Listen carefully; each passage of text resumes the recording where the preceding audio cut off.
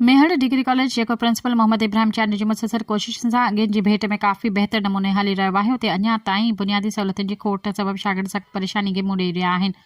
Principal Mohammad Ibrahim चांद सहूलियतुनि जी खोट पूरी करण लाइ लाॻापियल इदारनि खे लिखत में ख़त पिणु लिखी चुका आहिनि, पर अफ़सोस सां चवणो थो पवे त अञा ताईं इन्हनि ख़तनि ते को बि अमली क़दम न खंयो वियो आहे।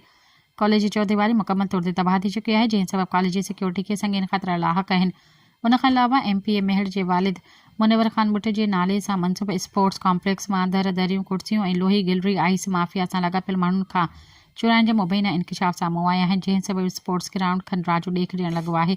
कॉलेज इंतिज़ामिया मूजिबि चोर पकड़े मेहर पुलिस हवाले कया विया, पर हद जी पुलिस तरफ़ां आइस इस्तेमालु कंदड़ जवाबदारनि खे गरी रिश्वत एवज़ आज़ाद करण जा इल्ज़ाम पिणु साम्हूं अची चुका आहिनि। हुननि सिंध हुकूमत लाॻापियल इख़्तियारनि ऐं पीपल्स पार्टी जे MPA फयाज़ अली बुट खां मुतालबो कयो आहे त कॉलेज जी चौधीवारी जी फौरी तामीर कराए वञे, स्पोर्ट्स कॉम्प्लेक्स जी बहाली कई वञे ऐं शागिर्दनि लाइ घुरिबल बुनियादी सहूलियतूं जल्द फराहम कयूं वञनि।